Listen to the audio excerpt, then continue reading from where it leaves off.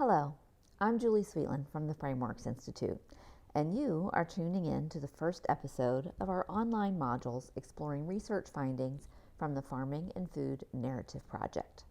Thanks for joining. In this video, I'll be explaining why farming needs framing. Fewer people than ever are working on farms. Our society has lost its understanding of what it takes to produce high-quality crops in ways that are environmentally sound and socially responsible, yet financially viable. That matters because public thinking is what drives both public policy and how the marketplace functions. We need to rebuild a shared understanding that the decisions we make as a society affect our farming communities. The public is a major driver of change. Public opinion creates incentives and disincentives for decision makers' actions. As Abraham Lincoln once said, public sentiment is everything. With public sentiment, nothing can fail, and without it, nothing can succeed. So we need the public. But the other thing is, if we aren't talking to the public, we are leaving the way they think about an issue up for grabs. When people lack ways to think through an issue for themselves, they are susceptible to misinformation, manipulation, and spin, or they might just be left with outdated information. And this is why farming needs framing. All right, so what is framing exactly? Framing refers to the choices we make about how to present ideas. These choices include what to say, how to say it, what to emphasize, and what to leave unsaid. Framing affects how people hear us, what they understand, and how they feel and act as a result. It affects whether people take farming for granted or actually tune in to the issues that agriculture is facing. Here's a classic example of how little shifts in emphasis can lead to big differences in how people respond. Now, in this study, researchers asked people, you have to get surgery. Which procedure would you prefer? Do you want the one where 90% of patients survive or the one where 10% of patients die? Or you're driving down the street, you see you need to pull into a gas station, you see two signs. Which one would you choose? The one with the 5% discount for paying cash or the one with the 5% penalty for using a credit card? Now, you probably noticed these options are numerically equivalent. A strictly rational decision would be, doesn't matter, either one, they're both the same.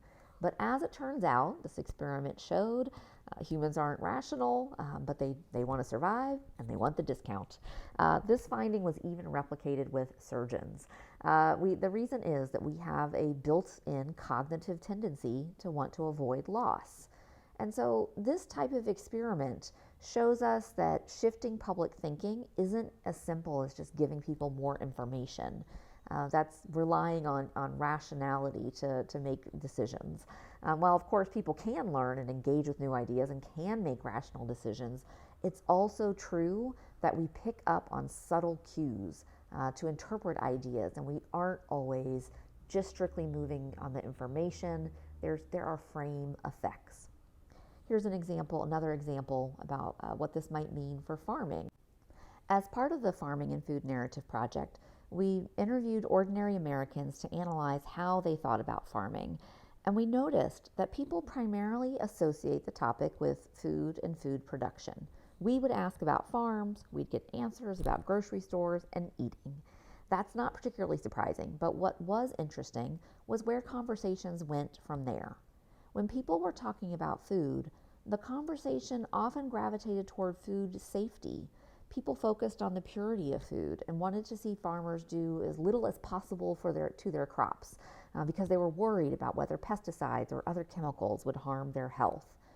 This kind of thinking makes it hard to build support for approaches like integrated pest management, which does lead to a safe crop and which in many instances is the most practical way to farm in an environmentally friendly manner.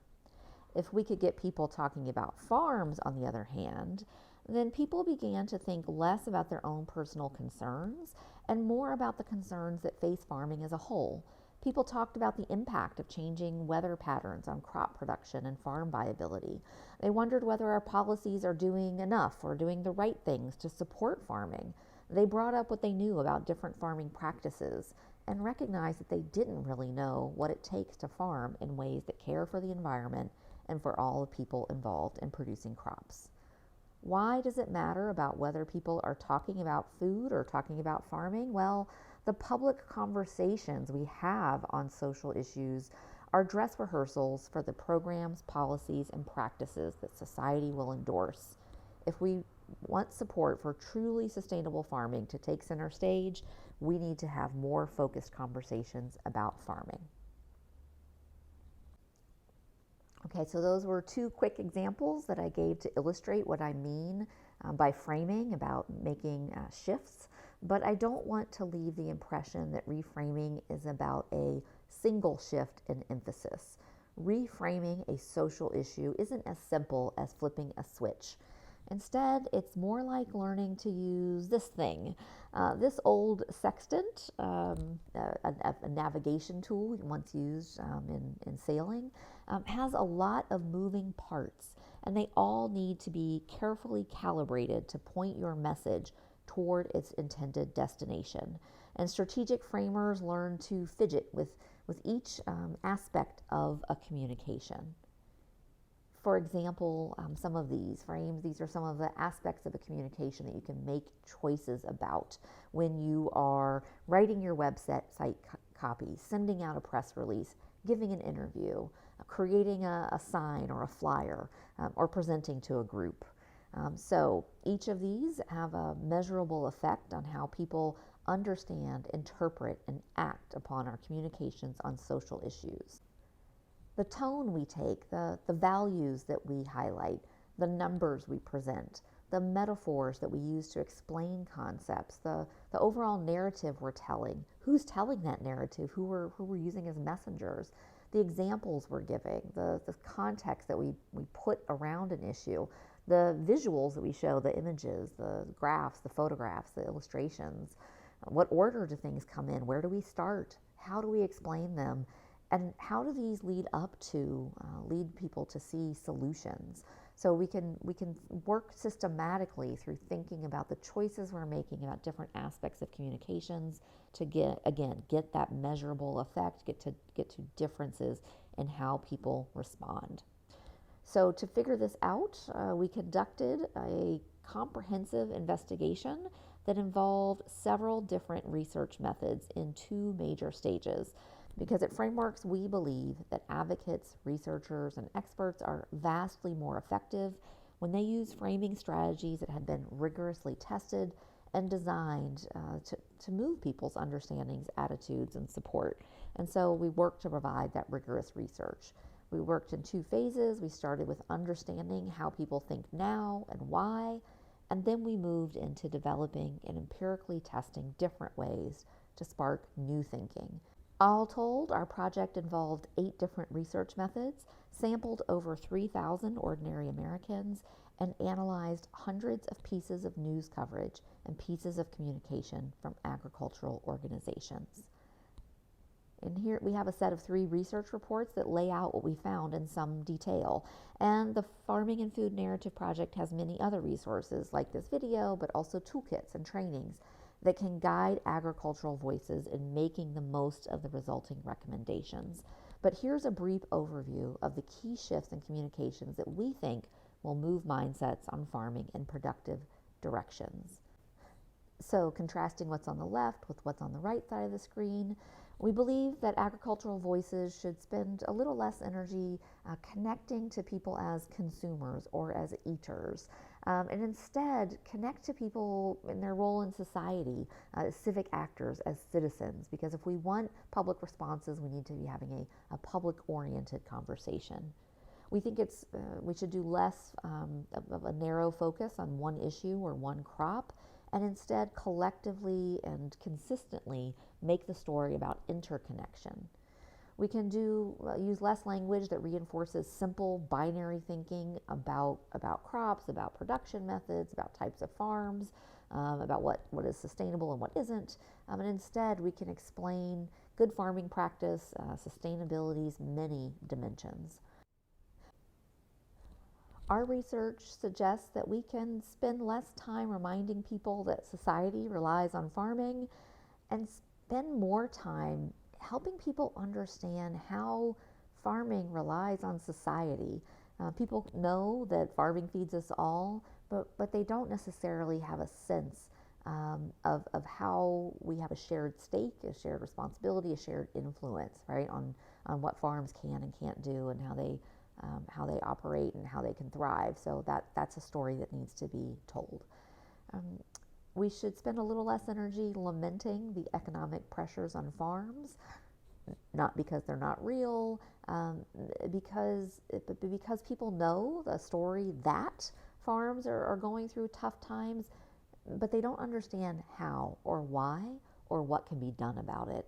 And so we found that the metaphor of talking about the tightrope that farmers must cross, helping people understand the balancing act, and critically what we can do to help farmers achieve that balancing act, that was a more productive way of getting that idea across.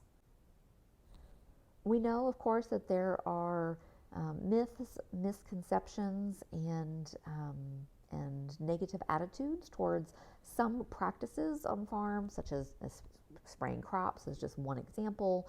We should spend less time rebutting those any misunderstandings, and instead tell science-rich stories about innovative farming practices. Really help to make the public smarter about many different things that go into promoting crop safety, promoting environmentally friendly practices. That story of innovation and science is one that makes people more curious and more open to understanding really what it takes to produce a good crop. And then we found that while the public connects farming to many different social issues, and while experts, when they stop and reflect on why society should care, they also understand and say and explain that farming reflects many social issues in society and has a role in resolving many social issues. We found that also that the farming communicators are often not talking about those issues. So we believe it's not productive to stay far away from other social issues. That keeps the sense that farms are far away and remote and not kind of part of society. And instead, we can speak directly to issues that matter to farms and matter on farms, whether that's the role of a changing climate, whether that's the role of farmland transfer, what that means for wealth, what that means for gender and racial diversity and farm ownership. So we should be speaking more directly to those issues for multiple reasons. So this is a quick rundown of some of the frame shifts we're recommending. Again, there are reports that go through this more, and I'll keep talking through this in the modules that follow. But we believe that if enough agricultural voices begin to elevate the ideas and themes that this research recommends, we can shift the way society understands farming. We can counter oversimplified thinking and build deeper understanding of farming practices. With this more productive conversation, we can create more supportive context for farming practices and policies that work in harmony with our goals for environmental and social justice. When mission-driven communicators shift what we say, we change what people hear, which affects how they think. And as the journalist and philosopher Walter Lippmann once said, the way in which the world is imagined at any one moment determines what society will do. We hope you'll keep learning with us so we can work together to reawaken Americans' imagination on farming. Keep exploring our resources. It can be the next episode in this series or any of the other wonderful resources that you'll find at farmingandfoodnarrative.org. Thanks for your attention to this episode, and I hope to see you in the next.